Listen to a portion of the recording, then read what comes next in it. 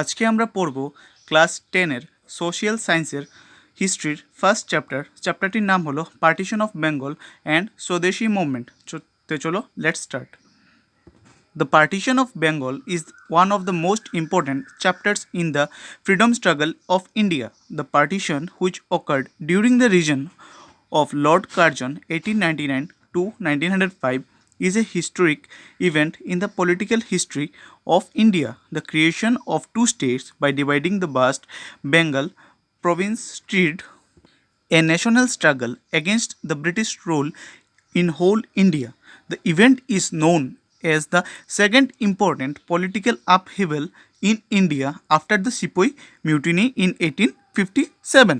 মানে বেঙ্গলের পার্টিশনটা আমাদের স্বাধীনতা সংগ্রামের একটি গুরুত্বপূর্ণ পাঠ এবং ওই বেঙ্গলের অংশ ভাগ করা বা পার্টিশন আমরা বলতে পারি ইংলিশে। পার্টিশনটা লর্ড কার্জনের রাজত্বের সময় শুরু হয়েছিল। মানে পুরো বেঙ্গলকে দুটি স্টেট এ বিভাগ করা হলো এবং সেই সময় জাতীয় সংগ্রাম শুরু হলো ব্রিটিশের বিরুদ্ধে। এবং ওই ঘটনাটি ছিল পুরো ভারতবর্ষের মধ্যে দ্বিতীয় রাজনৈতিক উৎক্ষেপ। সিপাহি মিউটিনি 1857 সালে যেটা হয়েছিল, তারপরে দ্বিতীয় রাজনৈতিক উৎক্ষেপ এটাই ছিল, পার্টিশন অফ বেঙ্গলই ছিল।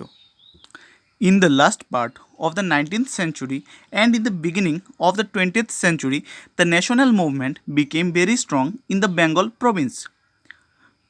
The consciousness and uprising among the people put the British government a dilemma, and to suppress the national uprising, Lord Curzon created a new province named Eastern Bengal and Assam by adjoining East Bengal to Assam. On the other hand, by keeping the remaining west parts of Bengal with Bihar and Odisha as before. Another province was continued as West Bengal. The whole country stood united on the protest to this partition. It created a new era in the uprising of national sentiment in every Indian. In reality, the movement against the British policy of partition of Bengal was the first active national struggle in all Indian perspective. প্রায় 19শো শতাব্দীর শেষ দিকে এবং 20 শতাব্দীর শুরুতে ওই জাতীয় আন্দোলন খুব শক্তিশালী হয়ে উঠল। লর্ড কার্জন একটি নতুন প্রদেশ তৈরি করলেন, যে প্রদেশটির নাম ছিল ইস্টার্ন বেঙ্গল এবং আসাম। ওই প্রদেশটি বানানো হলো পূর্ব বেঙ্গলকে আসামের সঙ্গে যুক্ত করে, আর অন্যদিকে বেঙ্গলের পশ্চিম অংশকে বিহার এবং ওড়িশার সঙ্গে যুক্ত করলেন। পুরো ভারতবর্ষের লোক একসঙ্গে ব্রিটিশের বিরুদ্ধে আন্দোলনে লেগে যায়। এখন আমরা পড়ব the background of partition of Bengal. The British government introduced regulating act in 1773 and upgraded the post of the governor of Bengal presidency to the level of governor general. By this introduction, the two governors of the Bombay and Madras were brought under the control of the governor of Fort William. Since the area under the governor of Fort William had become vast, the governing of Bengal province was given to a lieutenant governor. Again, it had not been possible to continue good governance in the Bengal province by just one lieutenant governor, as this province covered a vast area of North and East India. Background of partition of বেঙ্গলে বলা হয়েছে যে British government regulating act বলে একটি আইন শুরু করলো এবং বেঙ্গলের রাজ্যপালকে গভর্নর জেনারেল পদে নিয়োগ করলেন।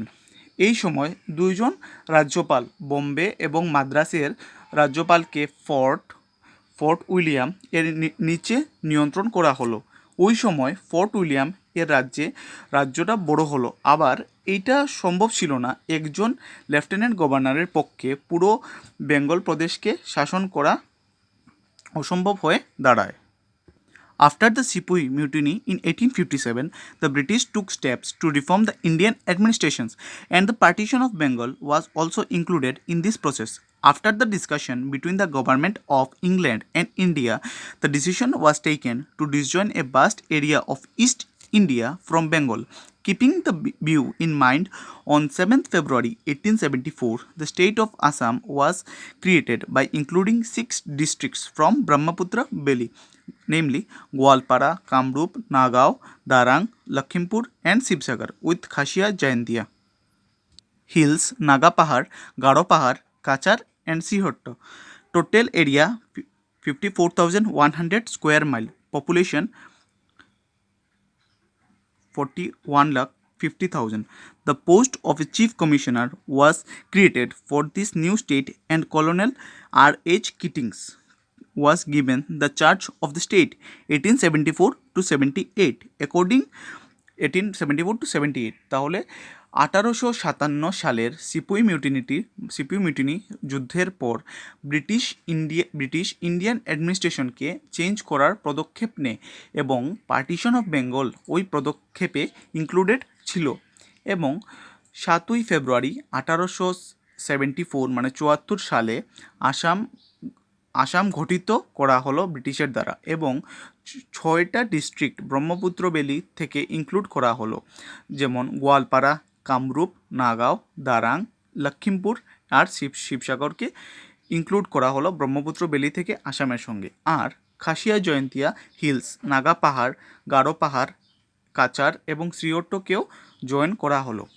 পুরো এরিয়া ছিল 54,100 স্কোয়ার মাইল এবং পপুলেশন ছিল 41,50,000।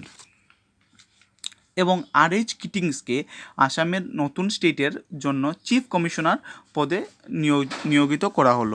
According to some historians, it was the first step in the process of partition of Bengal. In the process of this partition, 2 British officers helped Lord Curzon. One was Andrew Fraser, the chief commissioner of Madhya Pradesh, and the other was J. Bamfield Fuller, the chief commissioner of Assam. In 1901 AD, Fraser gave proposal to Lord Curzon to change the geographical boundary of Madhya Pradesh and Bengal. কিছু ঐতিহাসিক লোকেরা বলছিলেন যে বেঙ্গলের পার্টিশনের এটাই ছিল সবচেয়ে প্রথম পদক্ষেপ ছিল ব্রিটিশ গভর্নমেন্টের পক্ষ থেকে, এবং লর্ড কার্জন দুজন ব্রিটিশ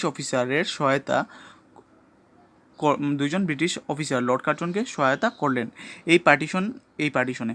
দুজনের মধ্যে একজন ছিলেন অ্যান্ড্রিউ ফ্রেজার, যিনি মধ্যপ্রদেশের চিফ কমিশনার ছিলেন, এবং অন্যজন ছিলেন জে বামফিল্ড ফিউলার, তিনিও আসামের চিফ কমিশনার ছিলেন। 1901 সালে অ্যান্ড্রিউ ফ্রেজার লর্ড কার্জনকে মধ্যপ্রদেশ এবং বেঙ্গলের ভৌগোলিক সীমানা পরিবর্তন বা চেঞ্জের প্রস্তাব দিলেন।